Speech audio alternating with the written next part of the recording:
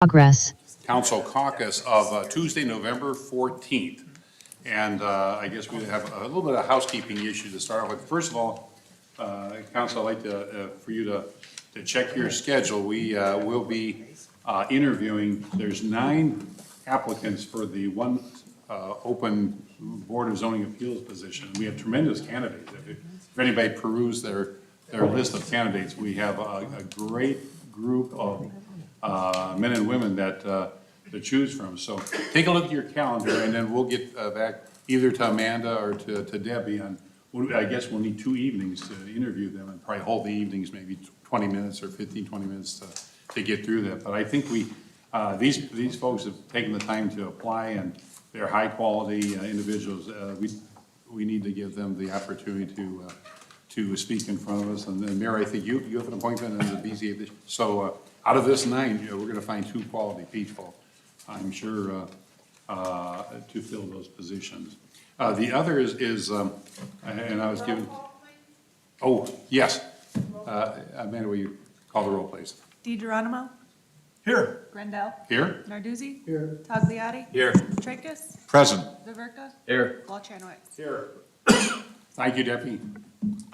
One of the other items this time of year, either in November or December, we get a list of the 2023 unused vacation holiday comp time. And I believe, Debbie, I think everybody has this list at their seat here and everything. So we need to have a motion to approve the unused vacation holiday comp time for 2023. So refresh my memory with this. Well, I think Vern, if you want to let us know how. Sure. The bargaining unit members are entitled to this per the 4 CBAs, the collective bargaining agreements. And then the non-bargaining people are entitled to it via ordinance 2010-17. So that ordinance in the CBAs just outlined the process of, they submit it to the finance department and we submit it to council, and council just has to approve it. I'm not sure why, because it's contractually an ordinance entitled to, so why council has to approve it, I'm not quite sure, but that's just the way the CBAs read and that's the way the ordinance reads. And we were getting some of these right up till yesterday, so the list you have was, we just prepared that today, so it's right hot off the press. But if you want to wait a day or two, I believe we're meeting on Thursday. If you want to adopt it on Thursday, it would be good to pass this in November so that these payments could be made in the first payroll in December. And Vern, reading, is that the total amount is approximately 79,000? 79,000, yes, and by way of contrast, it's been as low as 47,000 in the last 3 years, 2020 during the COVID year, and the high 2021 was 83,000. So it's right in that range. It's usually fairly consistent, 75, 85,000 range, and that COVID year was just an anomaly because of the circumstances that year. And I believe everybody's received a copy at their, what is your choice to approve it? We've approved it every year. It's by ordinance. There's not really anything to, or by the collective bargaining. So I would like to see these get approved so that this way they can get it paid the first payroll in December. At least the participants would then know what they have to look forward to, and it's just more seamless that way. Right, and there's really, we have all the information we could possibly have right here. It's It's part of the collective bargaining agreements. It's not something that's new. We've done it for several years now. Yes. This way. We're not So- changing anything. So I'll make that motion. I'll second. Second by Chris. Call the roll, please, Amanda. Grandel. Yes? Narduzzi. Yes. Tagliati. Yes. Tracus. Oh, aye. Viverka. Yes. Walchanowicz. Yes. DeGeronimo. Yes. Thank you, council. Very good, thank you. And like I had stated, is that please look at your calendars, and after the Thanksgiving holiday, maybe give either Amanda or Debbie a few dates that are good dates for, that you'd have open. I believe we'd probably have to do this a little later than have it, I don't know, 5 o'clock would be good, these interviews. as a convenience to, if somebody, although a number of these people are retired and everything, but there's still a number that work. So, kind of keep in mind what, what evenings would be good to interview these applicants, so we can get that appointment sooner rather than later. Very good. We now turn to the agenda. And we have one item, one piece of legislation that was on second reading, ordinance number 2023-118. It was the subject of a Streets and Sidewalks Committee meeting that we had a few weeks back. Is an ordinance authorizing change order number 4 to the agreement with E.L. Robinson Engineering for professional engineering design services in connection with Brexville Road improvements. Oh. We want the president, I didn't know whether that's going to be during the regular meeting or. Might do have Jim's- Jim do it now. Okay, Just so we can. Jim, well, you're here, so you won't have to.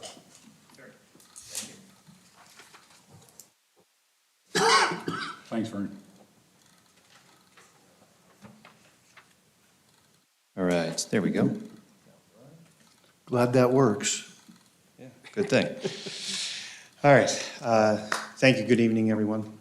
So as the agenda says, we'd like to present some of the findings from the GIS strategic plan process that we've been going through for the last, it finished up probably in the late part of summer, early fall, that we shared it with some of the internal folks that had helped us develop the plan. And we figured it was timely to definitely share it with council as well. As you may remember, at the end of 2022, we amended the Fair Site contract to include the services of Geocentric and Mr. Dick Katapish. I won't go into his resume again unless you really need me to. He was well documented as an expert in GIS in the industry. And since then, he's worked with numerous team members throughout the city to develop the strategic plan and that he's going to implement. And you can keep in the back of your mind that while we don't, tonight we aren't, there's no piece of legislation that is necessarily directly in front of you to implement the entire plan. There is a hope that we could have that as early as December. But tonight you will have the sewer truck software upgrade, which definitely does touch on aspects of this plan. And I can speak more to that later. But for now, I'll turn it over to Mr. Katapish, and so he can walk you through the plan. Thank you. Thank you, Jim. Good evening, everybody. We could get the presentation up. Thank you again for taking the time. I'll try to not to take up too much of your time. So what I wanted to start in is the existing conditions. So we very thoroughly analyzed the environment, the data, the processes that were in place. And it's apparent that you use GIS in many different ways already in the city. So you have a really robust kind of mature program. However, a fair amount of the data is lacking in spatial accuracy. It's not really where it kind of needs to be. The content is kind of missing a lot of information that is very useful that you want for like proactive asset management. And some of it is just missing, flat out missing. So there are many uses for GIS technology that are not in use yet in the city, but we have lots of good ideas. So the strategic plan aims to enhance the efficiency and effectiveness of GIS usage, expand its use, and achieve a higher level of integration with the city's business systems, especially Tyler. It also seeks to support city business processes better and implement best practices in using GIS technology. Return on investment, I think, is really important to bring up to purse holders. This is from the city of Hudson some years ago, and I won't go through all the details here, but if you just kind of shoot down to the bottom, using the methodology of the hours saved, they projected around $400,000 in savings by using the GIS to support the proactive work of engineering and design work for various roadway and other public improvements. Are those internal costs of $400,000? Yes. So some of the key findings, numerous assets remain unmapped or are categorized as unknown within the GIS database.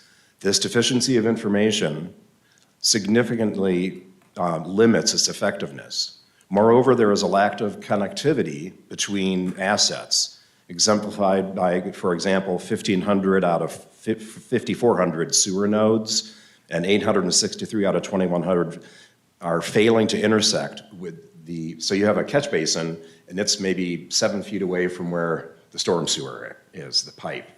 So those need to just be kind of dragged over and snapped. It's not a huge deal, but it prevents any kind of network analysis.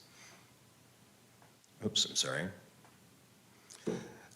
Dozens of distinct GIS applications were identified as critically important or very important in supporting the department's operations and mission.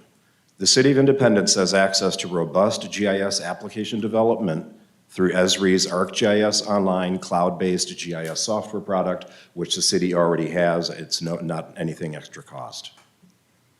So this below graph displays the interests of the various departments, showing the applications that they deemed critically or very important. You can see the engineering department, almost 48 different applications that they can do. And from, service department, over 20. And pretty much every department here, fire and police, I've done decades and decades of work with. I was on the incident management team for Ohio. There's a ton of stuff that we can do for public safety with GIS. That just was not part of this initial engagement. Now, I'm not going to read through all of these, but you might ask, what are GIS applications? Generating form letters, flood mapping, inspection tracking, permit tracking, sanitary sewer line video access, which we'll be talking about with the GraniteNet product later. So there are just a myriad of ways that GIS can be used, and that's what we're hoping to do, is to expand the use of technology into other departments and expand the use within existing departments that are using it. One of the key findings was that the cemetery management information is readily available to modernize the paper-based cemetery records into a geospatial web map app, and for use by Tyler's EAM product to support operations and maintenance. GIS supports thousands of cemeteries across the country with simple, intuitive software applications. This is an example, again, I thought we'd go kind of local, City of Hudson. What makes it nice for Independence, all the data is already in a spreadsheet. All you really have to do is just digitize the plots and then join the data to it. So it's not a tremendously complex effort. But you can see here, if there's interest for the public to be able to search where their loved one is located, print off a map, it's a kind of cutting edge way, I think, to manage cemeteries. But at a minimum, at least we can also just digitize the data for use by the Tyler product to support operations and maintenance. In essence, this is a summary of the costs for that. So $6,000 to actually create the GIS data, $1,900 quality assurance and testing, another $6,000 for the web map app, and then ongoing maintenance. And you can just do the first one if that's all you're interested in, or everything. So city does have a robust set of GIS data, as I said. We reviewed it all and have all kinds of notes, as you can see here, on what needs to be done. Some of it can be just deleted or archived. Others need to be updated from the county or the state or the feds. And so again, just the takeaway is that the city has a lot of good data. Some of it is out of date, but now we do have a very detailed plan on how to get everything up to snuff. We recommend that a GIS data conversion contractor convert the AutoCAD subdivision construction drawings to GIS file geodatabase format and add them to the GIS utility networks. So there are a whole series of public improvements that happened after the 2015 creation of all the GIS data by CT Consultants. We recommend that an RFP be written to solicit bids so that you have a tight scope of services, you know what you're getting, and our estimate for that is somewhere south, a little under $9,000. We also recommend leveraging Esri ArcGIS Fieldworks, a cutting-edge mobile data collection software to empower your staff with a proactive approach to asset management while in the field, doing catch basin cleaning, repairing any of the capital assets. Again, this is tied in with the Tyler Enterprise Asset Management System product. We also recommend that an automated process be developed, so EnerGov is consuming the Cuyahoga County parcel layer, ensuring it remains up to date daily. Now it has to be manually updated. I'm sure Michael can voice some of the frustrations when you're trying to do your job and the property has changed names, you don't know who it is. It wouldn't be a big fix here to get that, so that it's every evening it would just overwrite with the new data from the county and he would always have good data. We also recommend developing a public-facing GIS web app and an internal password-protected utility-centric web map app. Here is sort of an example. Again, I just kind of brought up Hudson's, but you can just Google GIS. Any city in the county, most cities have a GIS web map or multiple web maps, actually. Here's just one example. You can see they actually have all other utilities, even electric, which that is a bit unusual. There's usually some Homeland Security concerns. We don't like to sometimes put some of these assets out just for anybody in the public to be able to see where they're located. This is an example of an enterprise GIS web map for utilities. You can see the drawings, you know, all of your different utility assets are all listed in the layer list on the left. Turn them on and off, you can zoom in, click on it, find out what material, when was it last maintained, any of the information that is needed by operators to maintain a good working system.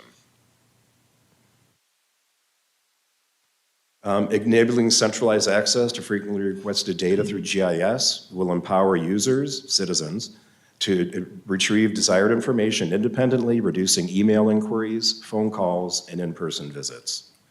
Now, there is I thought, a pretty outstanding hub website from Naperville, which is up out near Chicago. And so this is an example of a hub of a very kind of advanced city that has all kinds of different applications. So you have a snow removal web map. Sorry.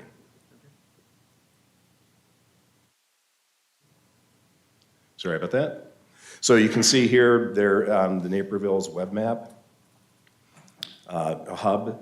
You have such things as a snow removal map.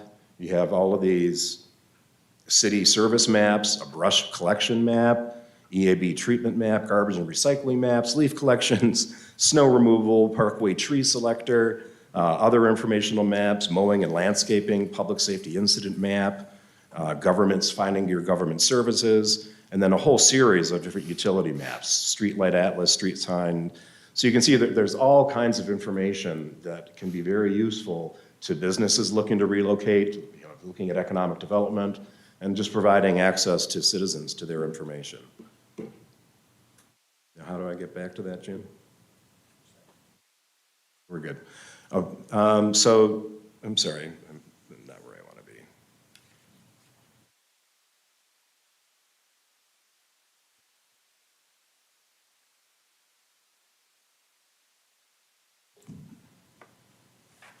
We recommend creating a GIS layer for signs by city staff or a GIS contractor.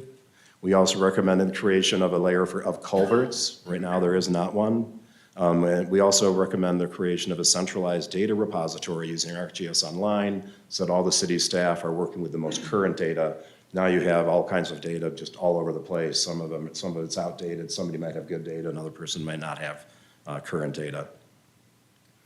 Geocentric is well equipped to offer GIS program management services while serving as your City of Independence Enterprise GIS Program Coordinator.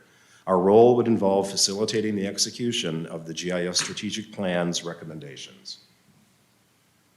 So the next steps would be to follow the Next Steps task series on page 42. It's a very detailed task-by-task list of how to start moving toward achieving all of these recommendations. And that would be it. I'm available for any questions. Council office, I believe, supplied you guys with the full strategic plan. And in that was a matrix describing some of the high points of the tasks that were identified, and some, 2 columns there that also showed a potential cost if you were going to hire someone in-house to manage that, or if we were going to look at somebody outside, an outside contractor to manage that. Again, this is getting a little bit ahead of ourselves. I wanted to share some of that with you, share that matrix with you, because the hope is that next month, potentially, we would have legislation to retain Geocentric to begin implementing this plan. All right?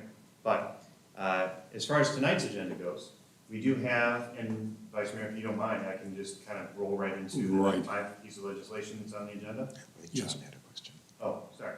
I did, yeah, I don't remember the attachment, I don't know if that was a while ago or not, but, the one that came out. The council office sent it out in an email or was in the packet this past weekend, but that's okay. We Okay, can get you another. yeah, find that.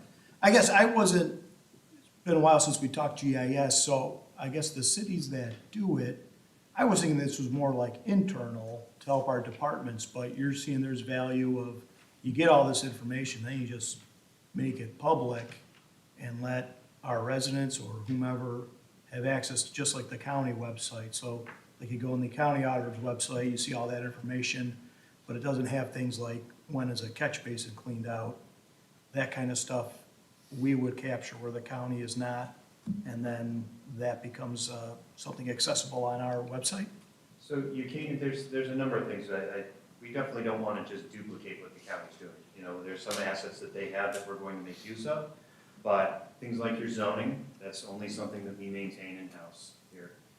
The management of the cemetery, like you spoke to the catch basins, and it can be public-facing and internal. As Dick had said earlier, there's certain things that utility-wise, that are sometimes better kept in-house for security purposes.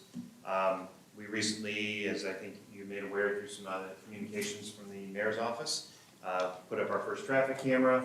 We could, if that program continues to grow, you can have a layout of the city with the different cameras, and they can click on the location of what they want to see and bring that camera feed up. There's a bunch of internal uses and external uses for it either way. So Thanks. I don't know that there's any limitation in any direction.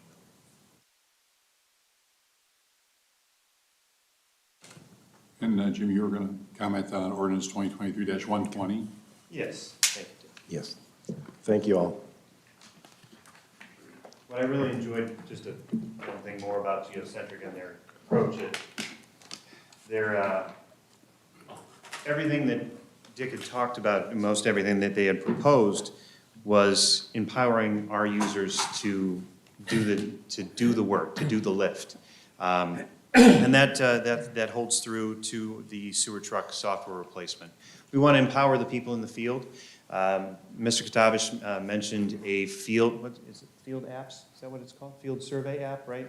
Or what's the name of it? Field survey app, we'll call it for now. But we can put a mobile device in the hand of, let's say, our service department or even a summer intern, and as they walk the streets, they can tap a button and take a picture of all of our signs. And now they can be a part of inventorying and creating the sign, our signage on GIS, so that we know where we need to do our maintenance, just as one example. And that's, again, what his entire approach was about, was empowering us, not necessarily creating a dependency on a ultra-skilled GIS professional, okay? So, as I said, that kind of dovetails into our sewer truck legislation that's on for tonight. The service director, Mr. Patoma from the engineer's office, and I, we're looking at various software and hardware options to replace the somewhat failing hardware in our sewer truck. It's a difficult environment for a computer out there. They're beating on this stuff, not purposely, it's just the way that job goes in the field, water, mud, et cetera. So that hardware is in need of replacement, and we figured this was the opportune time to make it, to streamline it with our proposed GIS. As I said, it worked into the strategic plan to do so. So In looking at 3 different softwares, the one we had, WinCan, GraniteNet Qs, and then Sewer AI, we felt that GraniteNet was the best option to make it so that we have a two-way flow of data from the engineer's office to the truck and the truck to the engineer's office. As the engineer's office would add pipe off of the developments that Mr. Katavish spoke about earlier, those would get pushed automatically into the truck for surveying work, cleaning, maintenance, et cetera.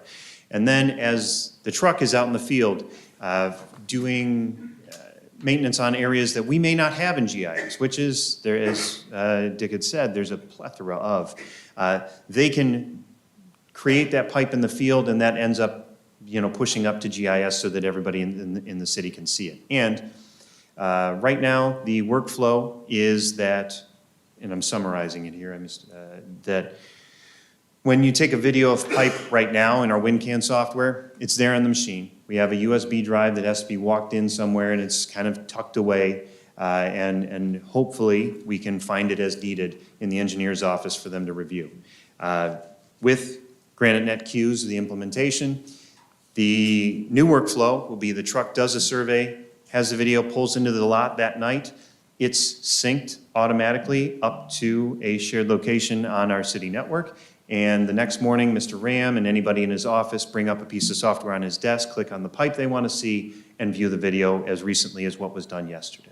Without anybody walking any hardware, software around, no advanced GIS integration, well, there's GIS integration involved, but it doesn't take anybody, any professional involvement. It's all done automatically. So what we'd like to do is get approval for the $39,311 to upgrade to the GraniteNet Q software that I believe Mr. McKinley had already budgeted almost 30 grand of for work on the truck because he knew it needed to be done. And that's it. So any questions regarding the piece of legislation or GIS in general? And I see is there a recurring cost year about 1363? Is that to maintain that? For the Qs software? It says that the Just the annual cost. annual cost, So that's over and above the annual support. initial investment. Where are you reading that? Because I didn't It think says it was. financial impact. Financial impact, give me that a second there. I'll scroll to the right page here.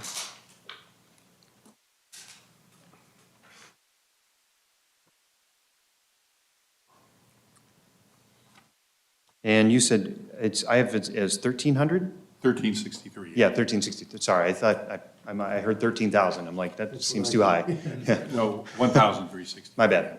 Yes, 1,300, roughly $1,400 a year would be the maintenance for the software and hardware that they'd be providing.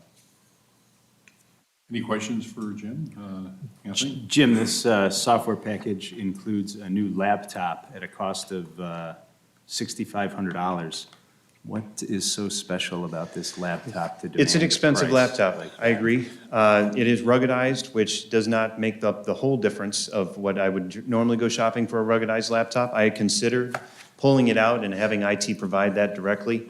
But in the end, with the package that they're doing, the way the system is provided, it's such a unique solution. I'm not sure if you've been in the truck or not and seen the setup, but it's a very unique setup. And I wanted it to, again, lower the impact on the professionals like, my office or that, having to get involved in support. So if we get it all from them, then we have one throat to choke. Then the people in the field can make the support call directly to them, and you have a one-to-one interaction rather than having to route through IT if there's a problem with the hardware. So again, I agree it's an expensive one, but I think it's good considering it cuts out extra manpower in between for support. What's the lifespan of that laptop? It lasts 3 years? At least 3 years, I would expect. My hope would be we hit 5 for the hardware, and the maintenance on the software is going to keep us up to date as well. So we shouldn't have to reinvest in that. And then, but again, I would definitely urge you to set up a time with Director McKinley to see the truck. There's a lot of equipment that this is just a piece of it. It's a, Mayor, it was a multi-$100,000 vehicle, it really probably, so there's a lot to it. So I would always expect that there could be something that needs updated on this vehicle. It's a lot of moving parts. Any other questions for Jim? I guess I've just noticed now on this, the final page of this backup, there's also a rack mount computer for $3,000? Or what is the final page for $9,966 for? From Best Equipment and Eversight Sales Partners? Best equipment. Looking to see where you're at. As far as the agenda go, do you know what page number that is, or what page that? It's page 15 of 15 of the 15 of backup for 15. this. Oh, best equipment, I provided you with the quotes for all three so that you could review them. That best software, that's the WinCan software. No, that's the alternative. Yes, sir. Yeah, so you have the Sewer AI and the WinCan, and then the Granite is the first grouping of documents.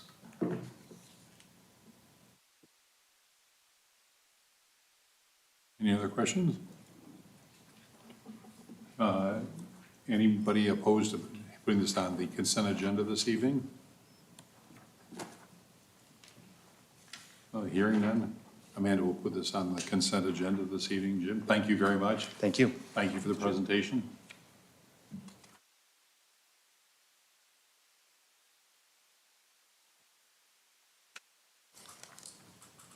And before we get into the legislation, Vern brought to my attention that Irwin Wigger's here, and maybe it'd be good if we can do our prayer at this time.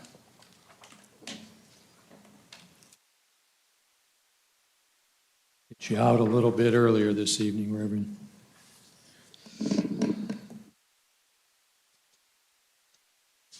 Thank you all for inviting me to be here today.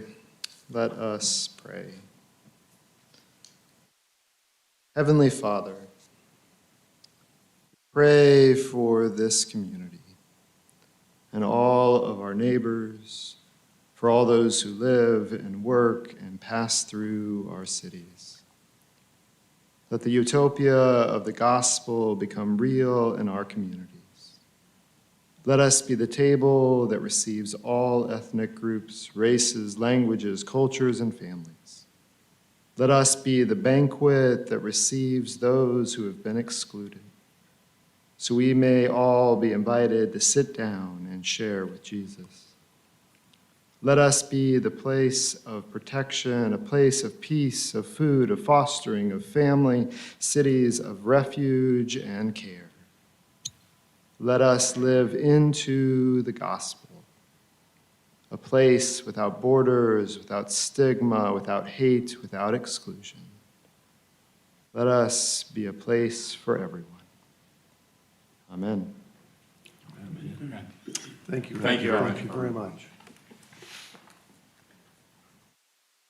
Now we'll get back to the agenda for this evening's meeting. And again, we're starting at, there's one piece of legislation on second reading. It's on page 2 of the agenda. It's ordinance number 2023-118. It's ordinance authorizing change order number 4 to the agreement with E.L. Robinson Engineering for professional engineering design services in connection with Brexel Road improvements, Rockside Road to State Route 17, the Cloverleaf. Again, this was the subject of a Streets and Sidewalks Committee meeting that was held a few weeks back. And Don, would you like to comment on this legislation? Thanks, Vice Mayor. Yeah, at the October 24th Streets and Sidewalks Committee meeting, we tried to explain, the history and evolution of this contract, which dates back to 2018, and just the time that had gone by and the original scope of work and the change in scope in one project that came in, and now it evolved to 2 projects and a number of years separated apart, and some additional work that was asked of the consultant to perform, to investigate and do some studying to help us derive ultimately what the final project was going to be. And a lot of the dialogue circled around the widening concept and the need for it and the justification for it. And so E.L. Robinson, the design engineer, Sean Corcoran, was there to answer questions and to go through some slides to help explain some of the nuances and the particulars of the stuff, the scope of work that we were prepared to continue on and move forward with. So it's important to get the contract completed. This authorization will help fund the balance of the work and ultimately to help us secure right-of-way and get utilities relocated and ultimately to hit our target goals of construction in 2025. We think 2024 will be a year used up with utility relocation and right-of-way acquisition, and then put us in a good spot to construct the project in 2025. Laverne, there's an outstanding PO that we have available for these funds. That's correct.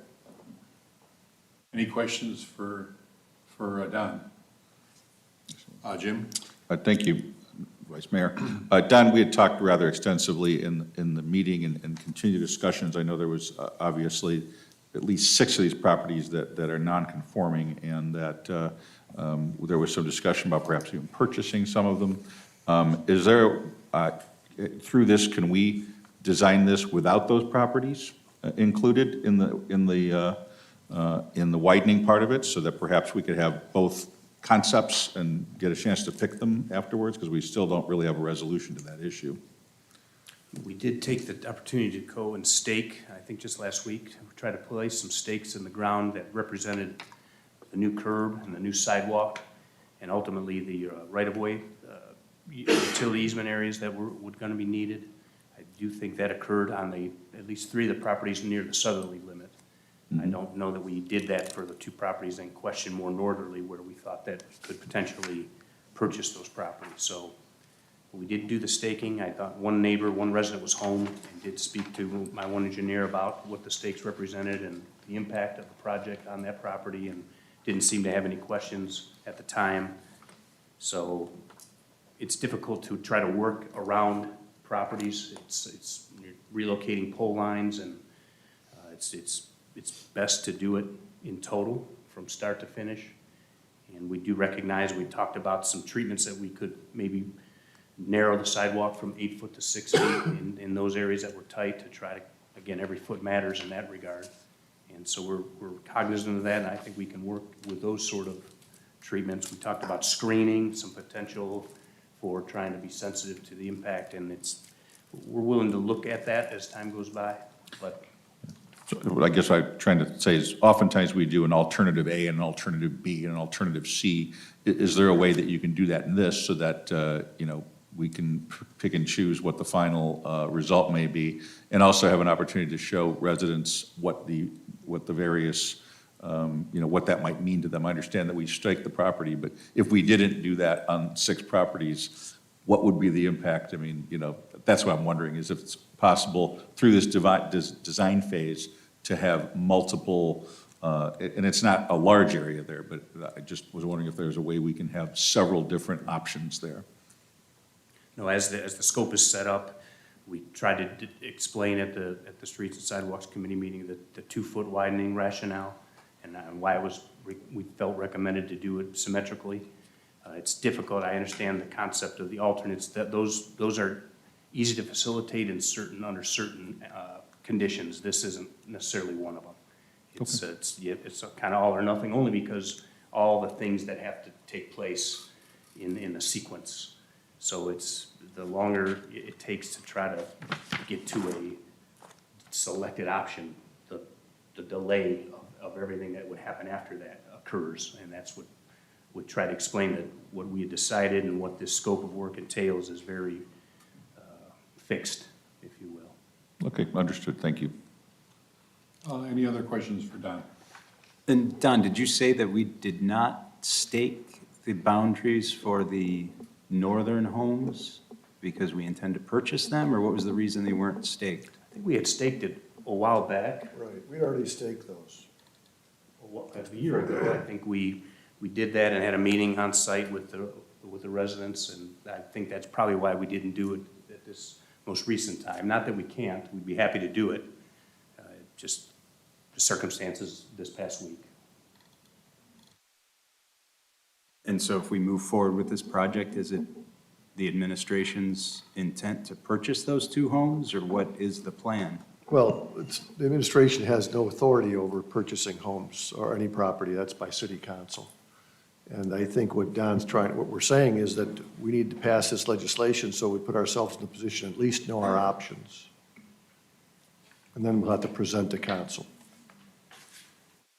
And I guess the next question I have is, we'll have about $1 million wrapped up in this engineering, and I understand this is one of our priorities for our future streets. We also have $500,000 wrapped up in the Brookside Road engineering that has currently been tabled because we did not have the financing to pay cash for the project. So we repaved the road, and now that has been put on the back burner, and yet this is a more costly project. Will we run into the same situation? Or how are we going to prioritize the Brookside Road project where the engineering has already been completed and it's been on the shelf for a year, and this project? Are you talking about the road that was already resurfaced? Yeah, the road was resurfaced, but Yes. the master plan was to do a complete reconstruction. And we spent $500,000 on engineering for that project. And we, rather than reconstructing it, we resurfaced it. But the needs in the buried utilities still exist. So how does that project fall into line with this project? Which one will be prioritized? How will the funding occur? Well, that'll have to be a result of discussions by the next city council. I think the resurfacing bought us a few more The years. resurface, yeah, just for clarification, it was determined that the last city council was determined that this road was in the worst condition physically, and as a result, it was best to take advantage of the opportunity from existing contracts and upgrade the surface treatment of it to buy some more time. And I think the people have been very happy with the result. And so I believe the next city council can take the information and they can determine a priority list in terms of streets. But that was in the worst condition, and now it's probably in one of the best conditions, at least from a surface treatment and safety standpoint. And do we foresee the city paying cash for this project, or will we? Well, that's up to finance city council. I mean, you're gonna have to make that decision in the road down the future. I understand that, but Yeah. as, at this snapshot in time right now, looking into the future, what do we forecast? That'd be speculating at best. Speculating. That'd be speculating at best. That's your decision in the future. And was there some reference to burying utilities in this engineering scope? Yeah, I believe the only discussion is at the area in front of the temple, proposed temple. And that would be at their cost. And are they aware that we are exploring this on their behalf? They're in concert with that discussion.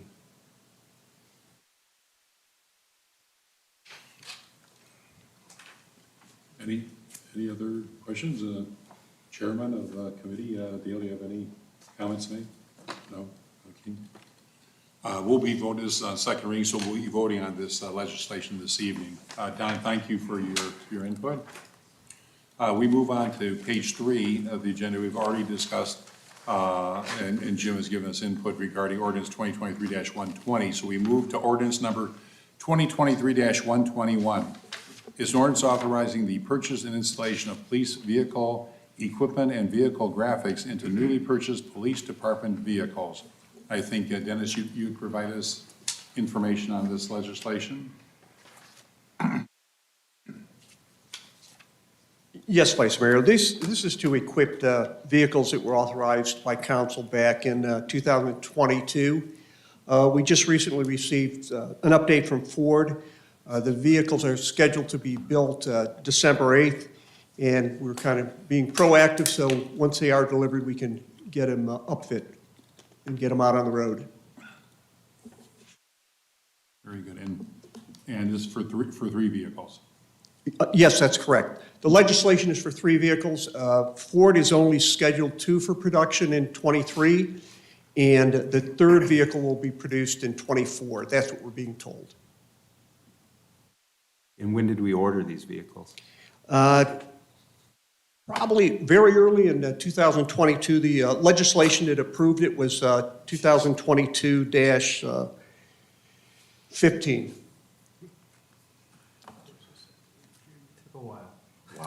Yes, and it's, it's just the way it's been and, due to supply chain issues. And Were these the cars that were originally going to go to Kent, I think, or one of the other? No. Or this is different, this is We different? we got We those. got those those. cars. We Yeah. got lucky to. So this is get those. These are the cars that we were expecting in '22. 22, so it's going to be a 2-year wait for that, yeah. So we, we do need the vehicles, and it's great that Dennis has been so proactive with this. A lot of phone calls, a lot of continued communication, just keeps getting pushed back. So we are doing our best to keep up with it and be proactive. Do we know if changes have been made to the color of the vehicle since we bought 4 silver ones from a different community? So they're all kind of uniform? Yeah, the game plan moving forward is, these are still from '22, so these are gray. Is after that, any future cars would match this new silver type of look, the newer look with the feature where the backup camera and the backup noises. So the gray ones do not have some of the features the new ones have. For example, one that is extremely a great feature for safety for the officers, if somebody approaches a vehicle when the officer's window is down, the window will go up to alert the officer that somebody is walking close to the back of the car to potentially ambush an officer. It also gives them warnings as they back up, which is extremely important as well because we have a lot of equipment in our cars. It is great to be able to have that feature. So we're looking at that for the future, but these are the cars from 2022. We will definitely be able to use them, and they will match the other ones. But it's going to take a little bit of time to get us all unified. And we have our sole white one that was during Kilbane's time. Snowball. Any other questions for Dennis or the chief? Any opposition to putting this on the consent agenda this evening? Thank you. Thank you, Dennis. Thank you, chief. On to ordinance number 2023-122. This ordinance accepting the bid of Amusement Restoration Companies LLC to repair and resurface the interior and exterior of the Elmwood Park water slide. And Tom, if you'd like to comment on this legislation. Sure, Vice Mayor, thank you. So this is for the refurbishment of the outdoor pool interior and exterior slide flume. The interior will get a gel coating, the exterior will get a urethane coating. The colors are going to remain basically the same. The last time we did any kind of surface work on this slide was back in 2010.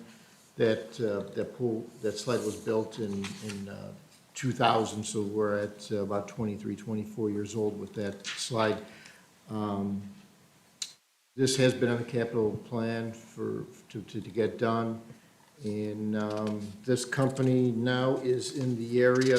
They're at Kalahari working on one of their slides. So the plan would be to, if we do award this tonight, so that they would be here in the next week or two to prep this slide in the fall here while the weather's nice. And then in the spring, they'll have a jump on it so they can get the coatings done in early spring so we can have no delay in opening the pool in May.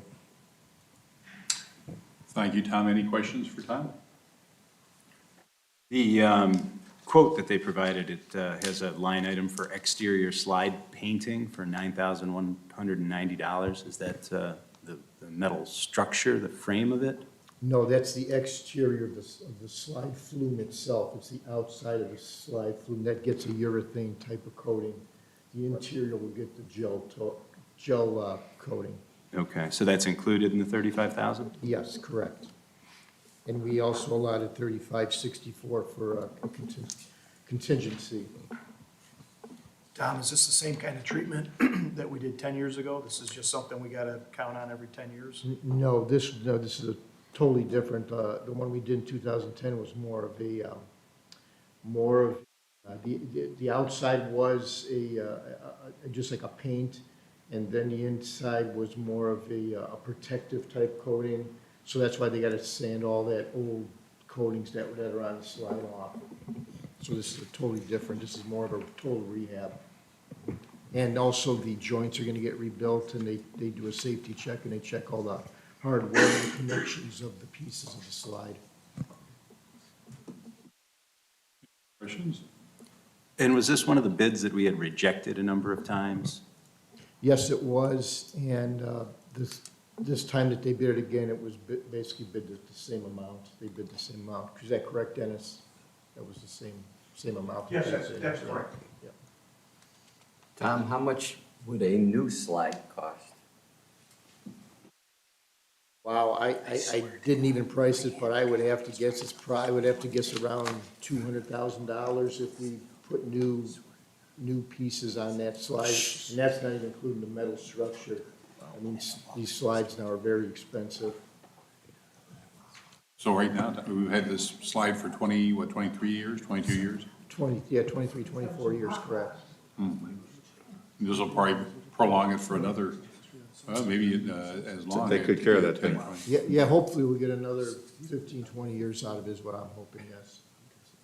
I can remember back when we opened, I think, elected official, we went down that slide. I think, yeah, Fred Ray. I'd like to see the videotape of that one. Oh, I know, we wouldn't be able to do that now, that's for sure. Yeah. Any other questions for Tom? And any opposition putting this on the consent agenda this evening? Very good, thank you, Tom. You're welcome. And we move on to ordinance number 2023-123. It's on the top of page 4 of the agenda. It's an ordinance authorizing the purchase, delivery, and supervised installation of new playground equipment for the annex playground. This is for an amount not to exceed $74,451. Tom, you like to comment? Yes, so this is, we've talked about this for many years. It's been on the capital plan for at least 5 years. That's the playground that's right across from City Hall. That's basically vintage 1980s playground equipment. Nothing there is really salvageable, so we're gonna remove that, all that equipment. And we would work with this company, if approved, Snyder and Associates, which is out of North Royalton. It's a local company. And they use Burke equipment, which is the same equipment that we used at the other Liberty Playground. We would box the playground in with sidewalks, and I do have some rendering. Let's see what else. So we're gonna surround it with sidewalks. The sidewalk is gonna come right off of the parking lot there, so it's gonna be handicapped accessible. We are gonna use wood fiber safety surface and not the rubber surface. The rubber surface costs have really gone through the ceiling. I mean, I did get a price for it, but I don't really think you wanna hear what the price is. But in the future, if it will be curbed in with sidewalks, that if we want to do it with rubber in the future, we can. And let's see what else. And, yeah, that's basically sums up the whole project. And we would start that this fall and then finish it in the spring, so be ready for, I'd say by the end of April, we should have it ready. Any other questions for Tom? So I did see their quote for the rubber play surface at $18.75 a square foot, and I looked at the schematics of your playground, and it was well over $200,000 based on the footprint of that thing for that rubberized surface. Well, actually, we kind of scaled, we kind of consolidated it down. When he gave us the latest quote, actually, I think it was $95,000 for the surface. Yeah. It's still more than the play structure. Right, correct. And then my understanding, Vern, is that there's money that was set aside for the annex pavilion replay that we can reallocate for this project too, or? Yeah, I'm not so sure that was the case, but my legislative review indicated that we'll just have to encumber the $74,451 out of the capital improvement fund to pay for this. I see. And when will this be done, Tom? We'll start it this fall and then we'll finish it, it should be done by April, the end of April, I'm projecting, weather permitting. So that $25,000 for the annex pavilion, is that what we utilized for the roof replacement and the post replacement and all that, or that money is still there? Yes. That's, There's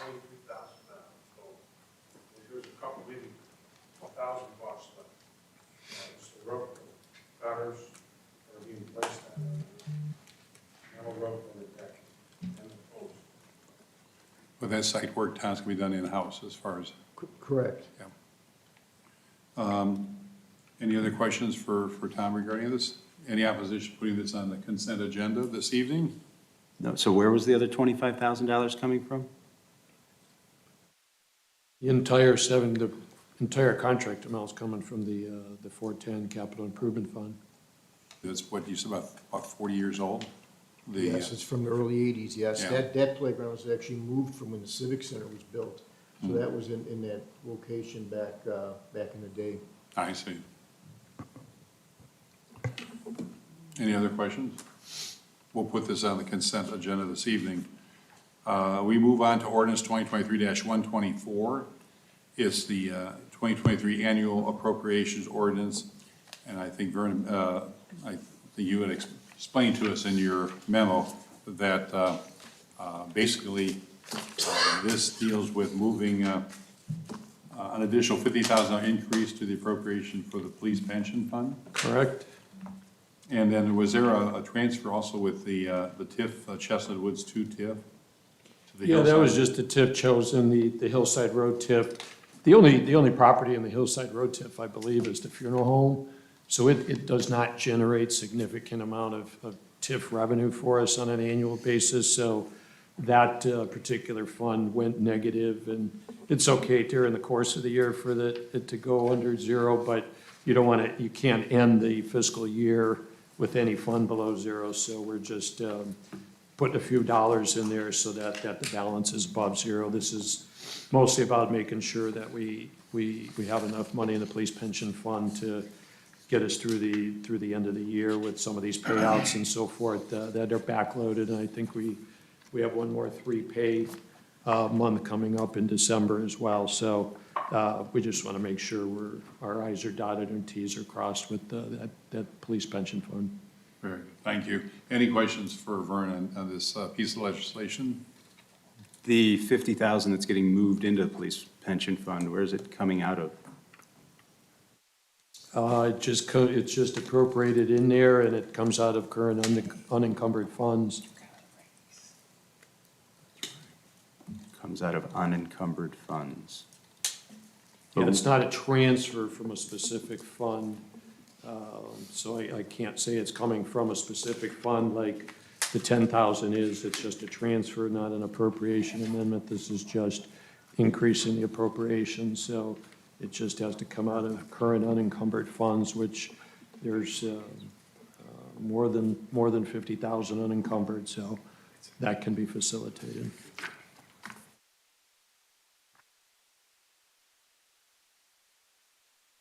Any other questions? Any opposition putting this on the consent agenda this evening? Amanda will put this on the consent agenda. We move to ordinance number 2023-125. Actually, can you leave that off the consent agenda, please? Leave it off. No. Thank you. We will vote on that separately. Thought we were gonna get a yes out of you. I thought we were going to break the string. Thought we were gonna break it, yeah. That's okay. Ordinance number 2023-125 is ordinance authorizing the proposal of Prime AE Group of America Incorporated for professional services in connection with architectural programming, site planning, and related studies for the city's police station and service complex. Again, an amount not to exceed $29,500. You'll recall that several months ago, the council and administration of representatives toured both the police station and the service garage. As a result of that, we introduced legislation, had discussions that focused on the police station. Recall that the priorities for city council at the last strategic planning session was police station, service garage, and various other projects. So what we did was we talked about the police station, and it was suggested by Councilman Tracus that we review both the top priorities of both the service and police department. So we subsequently went back and Prime provided information for both those projects. In discussing the next step, it was determined that our operations could best be analyzed, and should be analyzed, to determine space, needs, and looking to the future. So what this will allow us to do is plan our future before we have to make decisions on future major capital projects by assessing our current situation, our current facilities, our current needs, future needs, and determining and coming up with a strategy, a long-term investment strategy. So this is one step that allow us to be both exploring and investing in planning our future. Any questions for the mayor? Jim? I just had one quick question. Mayor, thank you for putting this together, and I think this sounds like it's going to be an exciting process. In the language, I know it kind of is purposely vague.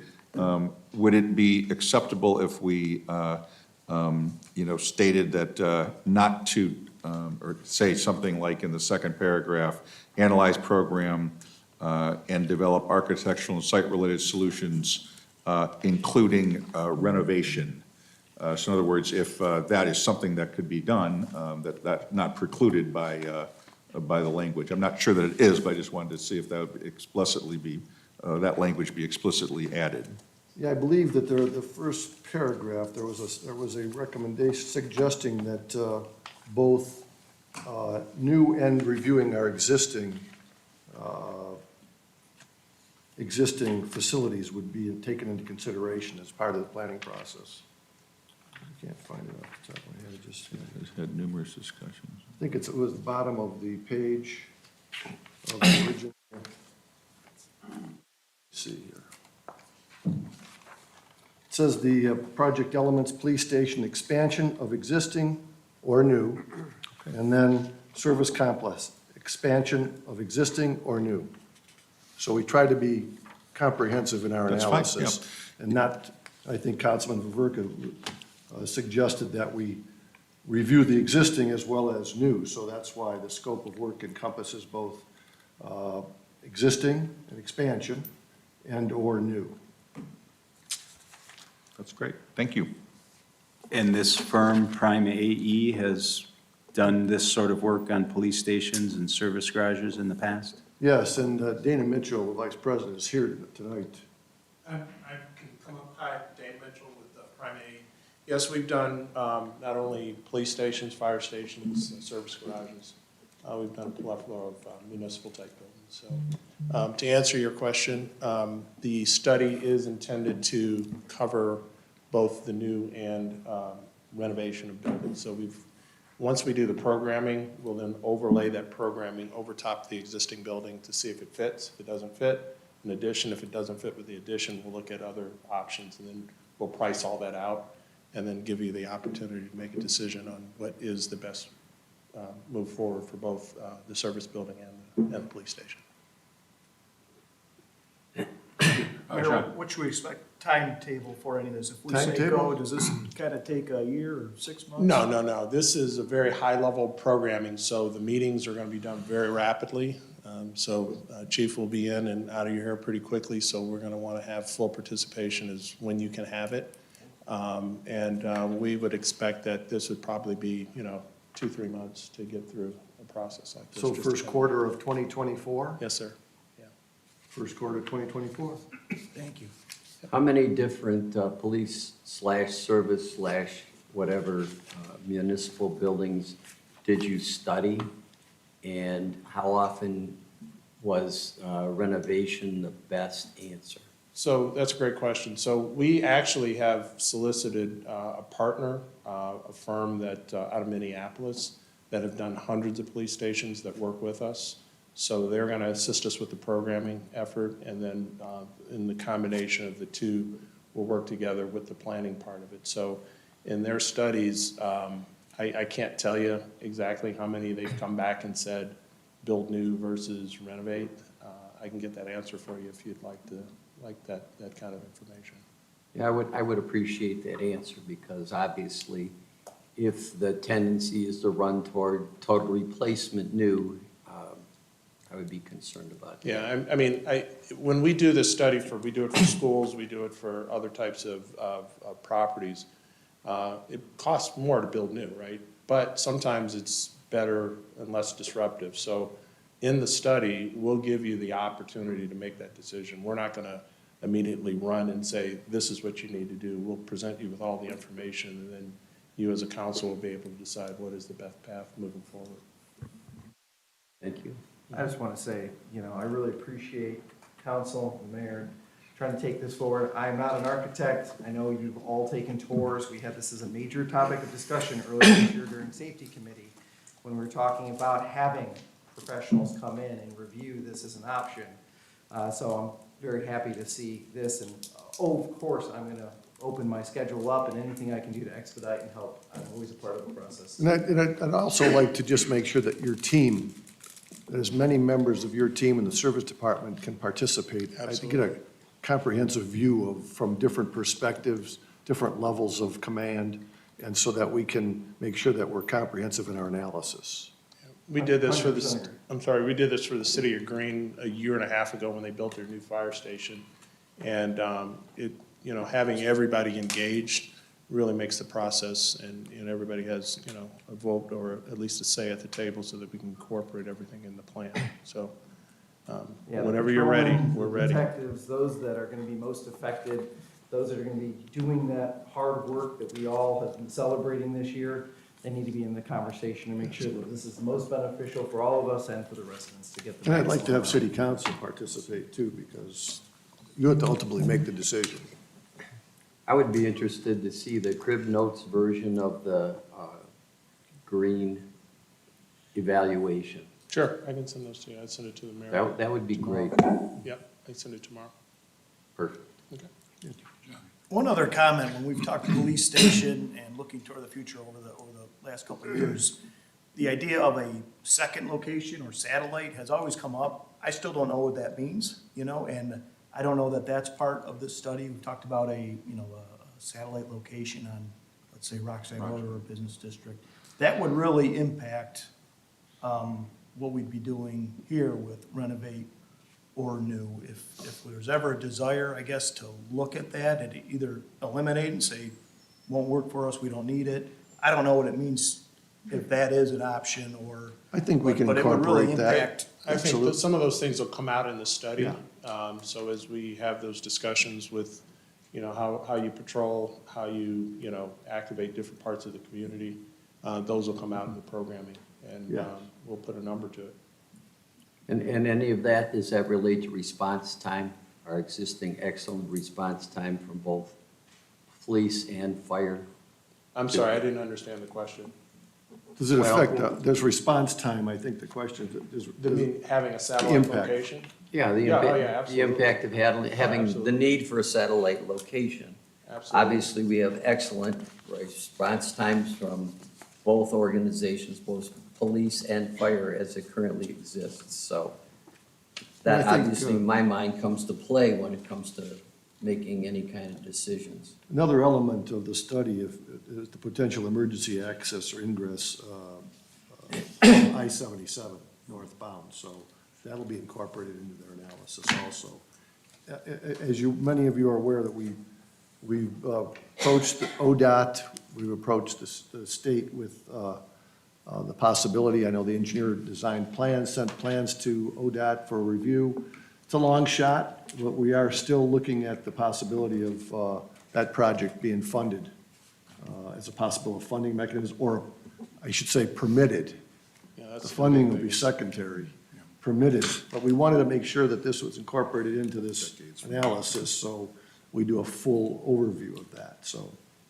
But is it not true that we've attempted to try to do this in the past a number of times already? Yes, sir, and if Mayor Ruby's dinner the other night said anything, how many times he failed at getting approval on certain projects in the city of Brecksville over the years, and eventually he got all of them approved, and they all enhanced the quality of life for the city. So, yeah, this is, if we just stopped every time ODOT or somebody said no, we wouldn't we just never accomplished nearly as much as we did, such as the CBIZ building today. You know, if we stopped at the first red light and never proceeded forward, we wouldn't have it today. So again, there's a chance that, hey, I never give up on trying to be successful and winning something for the city. So time will tell. If everybody listened to ODOT, Ohio would be Mississippi. Yeah. I think, Chris, you had a question? Yeah, I think it would be great if we can get some statistics coming from fire and police on the percentage of calls to Rockside. Because I know, like, in the summertime, one of the main concerns during the concert series is the amount of, you know, police vehicles and fire vehicles flying through the square when there's hundreds of people on the square for the concerts. So, you know, if we have a satellite station on Rockside, safety, not only is it a safety building, but safety for residents wherein they're in the downtown, they don't have to deal with flying vehicles down. It needs to be an option, so. I'm always open to have a full discussion on what a satellite station looks like, but I think, you know, even in the way some of you were talking about it, I think we need a more robust discussion on what that actually means. It does not mean an elimination of traffic going down Brownsville and stuff like that. So, you know, if we're talking about one person at an office, what that looks like, remember I also came from the Metro Parks that had 12 satellite offices throughout the entire park system, and I can tell you what that does. So I have no problem. You know, I'm always very transparent and overly communicative with all of you, so happy to work with you and our partner, hopefully our partner, if you vote on it, so that we can make great strides for safety. Great, thank you. Any other questions for me? Thank you very much. Thank you very much, Dana. Any opposition to putting this on the consent agenda this evening? No, question I have is the 2 pages from Triad Architects, is that another proposal? Yeah, that was a second proposal. Yes, yes, it was. Anthony, not opposed to putting on the consent? Okay. On the consent agenda this evening. We move on to ordinance number 2023-126. This ordinance amending sections 193.062D, 193.094, 193.10, and adding new section 193.0621 of the codified ordinances of the City of Independence relating to municipal income tax. I believe this, Vern, you provided us a lot of information on this. This is regarding, I guess on July 3rd, 2023, the General Assembly enacted House Bill 33 that mandated municipal income tax codes to be amended by January 1st of next year. And I don't know if you want to further. Correct, you're doing a good job, keep going. Oh, not much more to it, is there? No, Councilperson Triguez can tell you, these budget bills, there's a lot more than just budgets. Everything in the kitchen sink is thrown in these budget bills, and these changes to the municipal income tax provisions work their way in there. So Rita came up with that nice 2-page summary that I provided recently for council that just summarizes the change. And a lot of these changes are between Rita and the taxpayer, not so much between the city and Rita and the city and the taxpayer. We do have that buffer, Rita, in between the city and the taxpayer, but the one that impacts the city the most is that beginning in January, we will not be withholding the 2% income tax from our employees who are under 18 years of age. And only once they turn 18 we will be able to then withhold the 2% income tax. Everything else is mostly on Rita to enforce with the taxpayer, be it the individual taxpayer or the business taxpayer. I think that's a good idea. Doing a number of taxes that I do for, even for minors and everything, is always a pain in the neck to get that $15 refund, or because their income's not that great. But you have to go through all that paperwork with Rita to get that money back. So that I can see it being a good thing. Any other questions for Vern regarding this? And of course, I don't think we have any opposition putting this on the consent. Tom, this will be a nice built-in increase for seasonal summer help if anyone's on the fence. Right. Very good. This will be placed on the consent agenda, Amanda. And we move to our last piece of legislation, which is on page 5 of the agenda. It's Resolution 2023-9. It's a final resolution authorizing final local public agency legislation to cooperate and to participate with ODOT in the Granger Road resurfacing project. Don, if you want to comment on that. Thanks, Vice Mayor. Yeah, back in August, ODOT put us on notice, and we passed preliminary legislation to partner and cooperate with ODOT in the resurfacing of Granger Road. I think the plans were finalized, and a cost estimate was updated. They're ready to go to bid, and this final resolution helps solidify our agreement to move it to bid, and it explains our cost share, which has been increased slightly from $84,000 to a little over $87,000, but very close and consistent with what the original estimate was. So this, we do need to pass this ordinance and supply ODOT with 4 or 5 different items by November 29th. So it was critical to get this adopted here on first reading as an emergency, and we do have to send a check to ODOT to commit our portion of the project. And that whole thing is, it's less, but it's just a little over half mile of work that we do. That's in Independence. Correct. Yeah. And it's scheduled for 2024 physical work. So near 90,000 costs just for our share of that little stretch. Right. That's in our city. Don, you said it hasn't been bid yet, so based on bids, maybe we'd end up having to pay more? You know, yeah, I had thought that, I think I misread this. If you recall, last year, we went through this process with the bridge project over 480 as well as the interchange at 77, where we had preliminary legislation, final legislation, then it went out to bid and costs were astronomical, and we had to come back and pony up more money, commit more funds, because the federal funding was capped and everything above the cap was our dollar. So that probably scenario exists probably with this project, but resurfacing hopefully isn't, the costs are probably a little bit more locked down and not as prone to fluctuate as some of those other projects were. So that's a possibility. But we won't know that till probably early in the new year. At least the city's share, at least with this cost estimate, is 5 figures left of the decimal point, not 6 or 7, so we're starting from a smaller base here. That's right. And these, this has to be approved and sent back to ODOT by November 29th, I see. So we need to approve that this evening. So we'll put this on the consent agenda. Thank you. Thank you, Don. And Mayor, turn it over to you. Thank you. Let's see. Good evening. We have the regular meeting of council of November 14th, 2023. Clerk will call the roll. DeGeronimo? Here. Grandel? Here? Narduzzi? Here. Tagliati? Here. Tracus? Present. Viverka? Here. Walchanwicz? Here. Please stand for the Pledge of Allegiance. Pledge allegiance to the flag of the United States of America and to the republic for which it stands, one nation, under God, indivisible, with liberty and justice for all.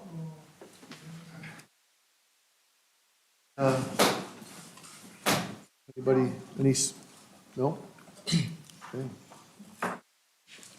Okay, no audience participation. Do I have a motion to approve the minutes of the regular meeting of council of October 10th, 2023, Utilities Committee meeting minutes of October 16th, 2023, Streets and Sidewalks Committee minutes of October 24th, 2023? So moved. Second. All in favor? Aye. Opposed? And the minutes are adopted. Let's see. Let's move to the agenda. We have ordinance 2023-118. Title only. Second. All in favor? Aye. Opposed? Ordinance number 2023-118, an ordinance authorizing change order number 4 to the agreement with E.L. Robinson Engineering for professional engineering design services in connection with Brecksville Road improvements, Rockside Road to State Route 17 Cloverleaf. Move to adopt. Second. Any questions on the adoption? Call the roll. Grandel? Yes. Narduzzi? Yes. Tagliati? No. Tracus? Nay. Viverka? No. Walchanwicz? Yes. DeGeronimo? Yes. And it's adopted. Consent agenda. Approval of the consent agenda items listed under consent agenda are considered routine. Each item will be read individually into the record, and the consent agenda will then be voted on as a whole by one motion and one roll call. Can I have a motion to read the consent agenda by title only? I so move. Second. All in favor? Aye. Opposed? Ordinance number 2023-120, an ordinance authorizing the purchase of sewer surveying software for the city sewer truck. Ordinance number 2023-121, an ordinance authorizing the purchase and installation of police vehicle equipment and vehicle graphics into newly purchased police department vehicles. Ordinance 2023-122, an ordinance accepting the bid of Amusement Restoration Companies LLC to repair and resurface the interior and exterior of the Elmwood Park water slide. Ordinance 2023-123, an ordinance authorizing the purchase, delivery, and supervised installation of new playground equipment for the Annex Playground. Ordinance number 2023-125, an ordinance accepting the proposal of Prime AE Group of America Incorporated for professional services in connection with architectural programming, site planning, and related studies for the city's police station and service complex. Ordinance 2023-126, an ordinance amending sections 193.062D, 193.094, 193.10, and adding new section 193.062I of the codified ordinances of the City of Independence relating to municipal income tax. Resolution 2023-9, a final resolution authorizing final local public agency LPA legislation to cooperate and to participate with ODOT in the Granger Road resurfacing project. Do I have a motion to suspend the rules? So moved. Second. All in favor? Aye. Opposed? Do I have a motion to adopt? Motion to adopt. Second. Any questions of the adoption of the consent agenda? Call the roll. Narduzzi, Yes. Tagliati, Yes. Tracus, Aye. Viverka, Yes. Walchanwicz, Yes. DeGeronimo, Yes. Grandel. Yes. And the consent agenda is adopted. We have ordinance 2023-124. Title only. Second. All in favor? Aye. Opposed? Ordinance number 2023-124, 2023 annual appropriations ordinance. Motion to suspend. Second. All in favor? Aye. Opposed? Motion to adopt. Second. Any questions on the adoption? Call the roll. Tagliati, No. Tracus, Aye. Viverka, Yes. Walchanwicz, Yes. DeGeronimo, Yes. Grandel, Yes. Narduzzi. Yes. And it's adopted. And I believe that finishes the agenda for this evening. I would like to, my report will indicate it, but I also want to congratulate all those that got elected, including, I see Councilman-elect Day out in the audience. Congratulations. And I appreciate the fact that so many people came out to vote, and it shows the City of Independence is active in their political enlightenment, or they appreciate their government. So with that, I want to wish everybody a happy Thanksgiving, a blessed Thanksgiving, and count our blessings, because we are blessed. And I'll entertain a motion to adjourn. So moved. Second. All in favor? Aye. Opposed? Thank you, council, and thank you, administration, department heads.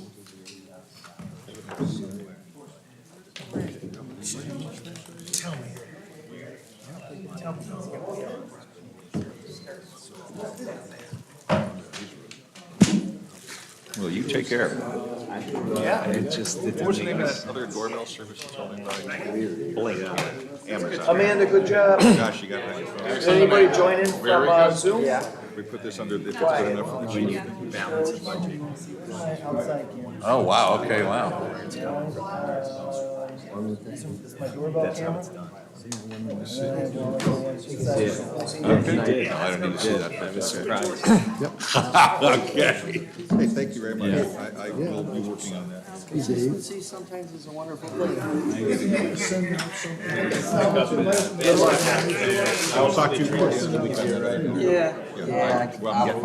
Oh, for the committees and all that? That's gonna be your. Yeah.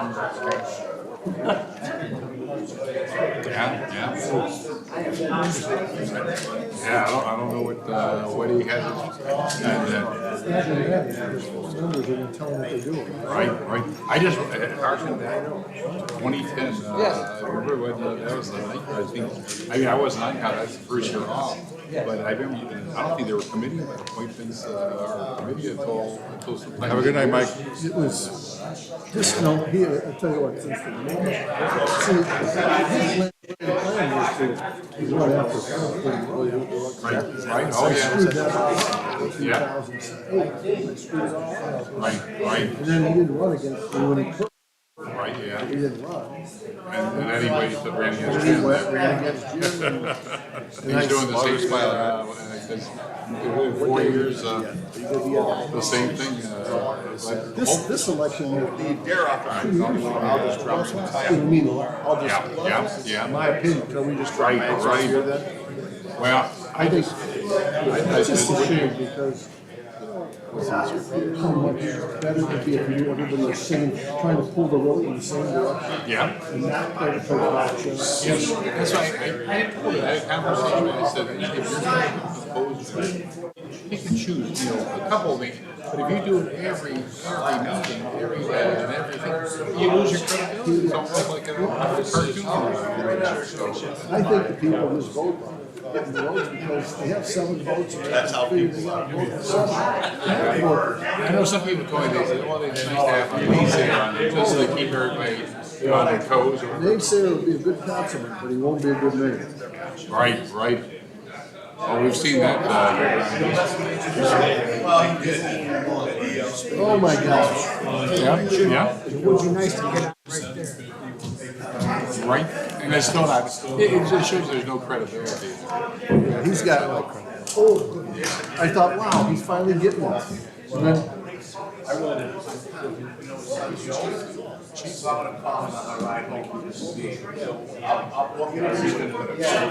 Maybe if we'll do this, I'm good, whatever. If it's not too late.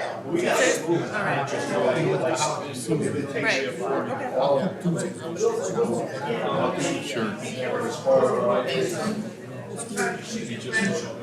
Yeah, I know, it wouldn't matter for us, I thought we had him there when he look who's behind you. Yeah. I really, I thought, man, I said, wow. And then, it's not me, it's him. I knew it just a second. It's almost like a comedy show. Hey, you wouldn't think you liked us if you didn't pick up. If you can't make a meeting, just send it. Candy, you are bad.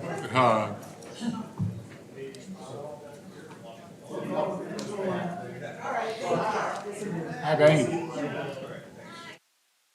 Yeah, so I mean, I have the template here on my computer, Yes. for all the appointments. Well, you're gonna have I mean, we have a good candidates for the zoning board. My goodness, I'm impressed with them. Let me see that. Here's the list of, here's the, of course, he ran for the school board, but I know Mike's a thing. Of course, you are always different. No. I am. David Wright, his resume looks impressive. I think he's an engineer. This gal here, yeah, she's an attorney. Rick, I know real well. Hooper, he's my choice. Yeah, that's who. Yeah, Debbie's gonna, we're gonna have a Debbie party. But that's your, don't you have a? I have some, I can somebody else. Yeah. Right, unless they want to have somebody for that list. I thought it was coming. Because he's already. Did he forget something? He's asleep over it. 4 years for him. That'd be good replacement. It's always better to go on Friday. I don't know if I gotta do that anymore, do I? Oh, and Chris likes it, right, Chris, you still want to be on BZA, right? Yeah, yeah. And then,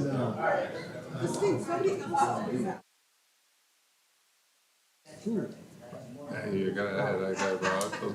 You'd have a good young, you'd have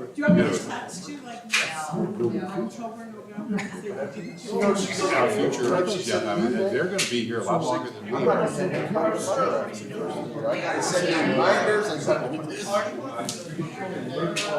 Oh, sure. Right, right. That'd be ideal. You talk about having a young, yeah, Bill's good, Bill's, he, even though he's not playing, he's